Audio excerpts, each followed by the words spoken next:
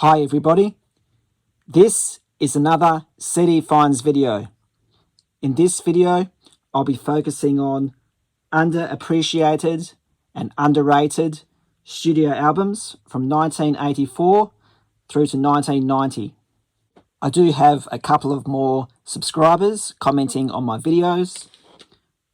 Movie Edge 7370, I have checked out your channel, focusing on movies and DVDs, and CD Rabbit Hole, a fairly new channel, and I have checked out one or two of your videos.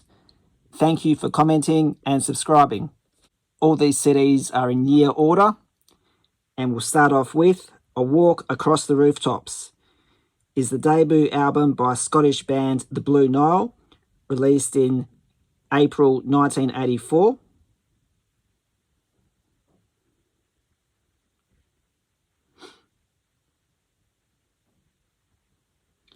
Although the album was released to little fanfare and was not a big hit on its initial release, it slowly accumulated fans and sales through the word of mouth as the years passed.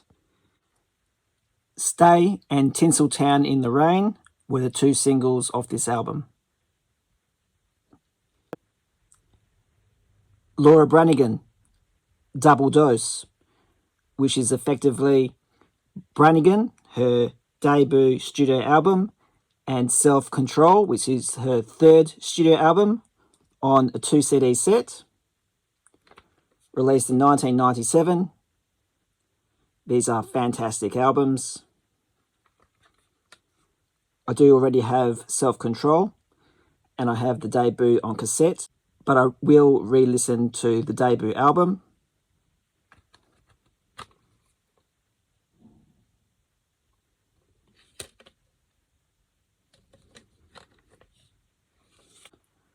What's good about this, it has this card at the front, and then it also has the original album covers inside.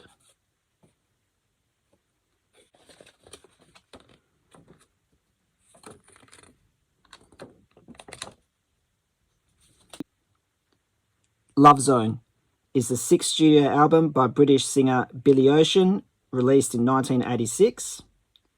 3 singles were released from the album, including Ocean's second US #1 single, There'll Be Sad Songs to Make You Cry, and the US top 10 entry Love Zone. This one here is on Arista Records, and it also features a song, When the Going Gets Tough, the Tough Get Going. Great album. Tell It to the Heart is the debut studio album by American singer-songwriter Taylor Dayne, released in January 1988 on Arista Records. 4 singles were released, and all of them reached the top 10. Tell It to My Heart, Prove Your Love, I'll Always Love You, and Don't Rush Me. This album has always eluded me from my collection. I've always had Can't Fight Fate and Soul Dancing, but I've never been able to find this one. Primitive Cool is the second solo album by English singer Mick Jagger, released in 1987, and the follow-up to Jagger's 1985 album She's the Boss. This would have to be my favourite Mick Jagger solo album. Didn't chart very well. Let's Work and Throwaway were 2 singles off this album. This is in beautiful condition on the Black Rim CBS label. My favourite Dan Fogelberg album, Exiles, is an album by Dan Fogelberg, also released in 1987. It includes the hits Lonely in Love and Seeing You Again, and the pop hit She Don't Look Back. This one is also on the CBS label in partnership with Full Moon. Do What You Want to Do is the 5th studio album by Master's Apprentices, released in 1988 on Virgin Records. It was the group's first album in 17 years. The first 4 songs are new recordings of original material, and the rest of the album is made up of cover songs. My favourite Joni Mitchell album from the 1980s, of which there's only 3 to pick from. This is Chalk Mark in a Rainstorm, 13th studio album by Joni, also released in 1988 on Geffen Records, her 3rd release on the label. The album features duets with a number of artists such as Peter Gabriel, Willie Nelson and Don Henley, Billy Idol and Tom Petty. There's the back. My Secret Place was the single of this album. Sunshine on Leith is the 2nd studio album by Scottish folk rock duo The Proclaimers, released in 1988 through Chrysalis Records. The record spawned 4 singles. I'm Gonna Be 500 Miles topped the charts in Australia, New Zealand and Iceland.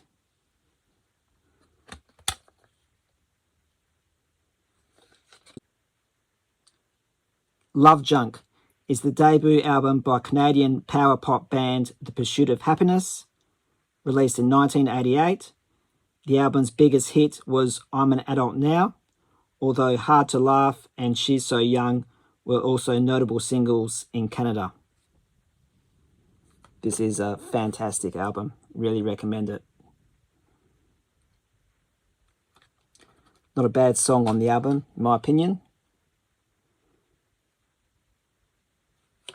This is such a good album, they made a 30th anniversary release back in 2018. Warm Leatherette is the 4th studio album by Jamaican singer Grace Jones, released in 1980 by Island Records. I did get the date wrong. I assumed it was 1989 by the year on the back, but that's when this CD was made and the album was released in 1980. This album features contributions from the reggae production duo Sly and Robbie and is a departure from Jones's earlier disco sound, moving towards a new wave reggae direction. You do have songs like A Rolling Stone, Love is the Drug and Private Life on this album. The Neighbourhood is the 5th album by the rock band Los Lobos. It was released in 1990 and includes contributions from Levon Helm and John Hyatt, amongst others. This album here is also very underappreciated and they're such a great band. Go and check it out. Brothers Keeper is the 5th studio album by the New Orleans band The Neville Brothers. It was released in 1990 on A&M Records. This album didn't chart very highly, but again, not a bad song on the album. There are 4 brothers. Unfortunately, 2 of them have passed away in their 80s. I do have many more compilations and albums to show you all. And I also have an Elvis Christmas video to make as well. So look out for all of that. Please like, comment and subscribe. And thank you for watching.